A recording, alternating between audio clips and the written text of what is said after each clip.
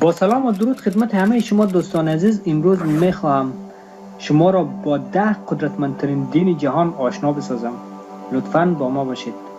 در دنیا دین‌های بیشمار موجود است که هر کدام پیروان خاص خود را دارد که از آن جمله 10 قدرتمندترین دین‌ها را امروز به شما معرفی میکنم. شماره 10: بهایی. یک مرد ایرانی به نام بهاءالله در قرن 19 میلادی دین بهایی را بنیانگذاری کرد که امروزه شمار پیروان آن به 7 میلیون نفر میرسد. بهاییان به خدای معتقدند که یگانه، جاوید و خالق همه چیز است. در دنیا فقط 7 عبادتگاه بهایی موجود است که یکی از بزرگترین عبادتگاه بهاییان در شهر فرانکفورت آلمان قرار دارد که به نام مشرق الاسکار یاد می شود. شماره 9: یهودیت. یهودیت نخستین دین ابراهیمی و اولین دین سازمان یافته یکتاپرستان به شمار می رود. مرکز یهودیت بیت المقدس است و شمار پیروان این دین به 14 میلیون نفر می رسد. تورات یا تناخ کتاب مقدس یهودیان است. یهودیان همانند مسلمانان و مسیحیان به یگانگی خداوند و قادر و توانا بودن وی باور دارند. یکی از استثناءات در دین یهودیت این است که آنها گوشت و شیر را همزمان نمیخورند، زیرا آنها فکر میکنند که گوشت و شیر هر دو از یک جنس است. شماره 8: اسپریتیسم یا روحگرایی. در اوایل قرن 19 این دین توسط عالم فرانسوی به نام ایلن کاردوک بنیانگذاری شد. روحگرایان اعتقاد دارند که انسان اساساً از روح ساخته شده و این روح به طور موقت و یا چندین بار ساکن بدن شده و به انسان داشته های اخلاقی و فکری میبخشد. از نظر روحگرایان ارواح میتوانند از طریق واسطه های فعال و یا غیر فعال در جهان مادی نفوذ خیرخواهانه و یا بدخواهانه داشته باشند. شمار پیروان این دین به 15 میلیون نفر میرسد. شماره 7: سیکیزم. سیکیزم در قرن 16 میلادی توسط گورو در پنجاب پاکستان بنیانگذاری شد. سیک‌ها خداوند را به عنوان برترین واقعیت میپندارند.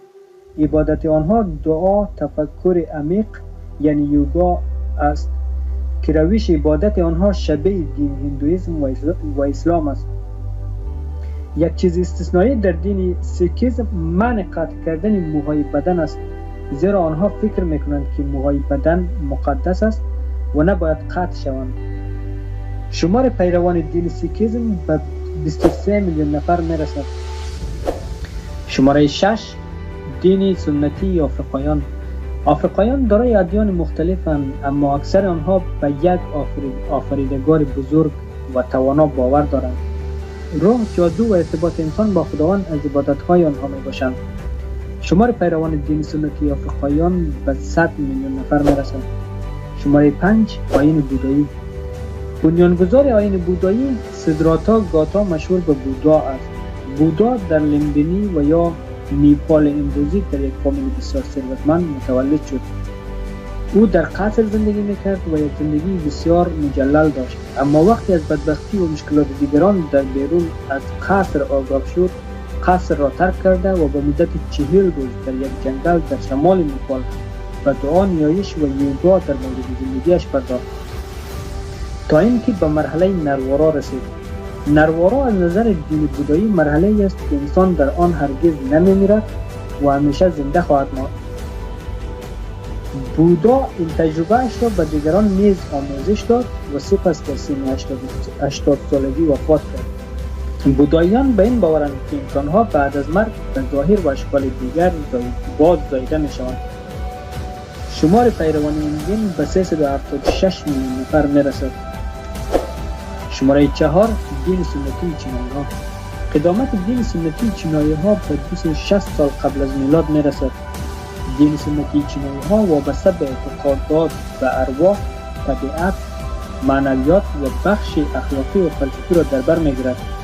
شمار پیروان این دین به 394 میلیون نفر می‌رسد. شماره 3: هندویسم. هندویسم به دین و فرهنگ مردم هندوستان نیز اطلاق می‌شود و قدامت دین هندویسم به 3000 سال می‌رسد.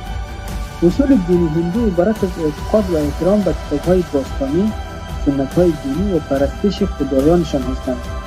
هندوها گاو را نماد حاصلخیزی می‌پندارند، از این دو گاوها بیشتر احترام دارند.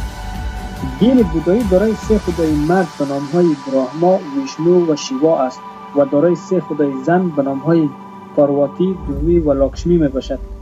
هولی یکی از عیدهای مهم هندوهاست که در آن هندوها در اول بهار به مدت 3 روز به رقص و شادی و پایکوبی میپردازند و در آن بر یکدیگر رنگ میپاشند. شمار پیروان این دین به 900 میلیون نفر میرسد. شماره 2 اسلام. دین اسلام همانند دین مسیحیت و یهودیت یک دین یکتاپرستانه است. مسلمانان به این باورند که خداوند قرآن را به حضرت محمد از طریق جبرئیل فرستاده است. اسلام یعنی تسلیم در برابر خداست. خداوند در اسلام یگانه و قادر و متعال است. او تمام جهان را به یک امر یعنی شوق خلق کرده است. شمار پیروان دین اسلام به 1.3 میلیارد نفر میرسد. شماره 1 مسیحیت. دین مسیحیت نیز یک آیین یکتاپرستانه است که با تولد عیسی مسیح با آغاز قرن عیسوی بنیانگذاری شد. مسیحیان به این باورند که عیسی مسیح پسر خداوند است و او به خاطر گناه انسانها به صلیب رفت. از نظر مسیحیان کسانی که ایمان می آورند نجات یافته و یک زندگی جاودانه خواهند داشت. انجیل کتاب مقدس مسیحیان است که شامل عهد قدیم و عهد جدید است که در آن تعالیم و آموزه ها و داستان های زندگی حضرت عیسی در آن نوشته شده است. دین مسیحیت با داشتن 2.5 میلیارد نفر یکی از بزرگترین دین های جهان به حساب می روند. تشکر دوستان، امیدوار هستم که از این ویدیو لذت برده باشید. لطفاً انتقادات و پیشنهاداتتان را در کامنت با ما شریک کنید.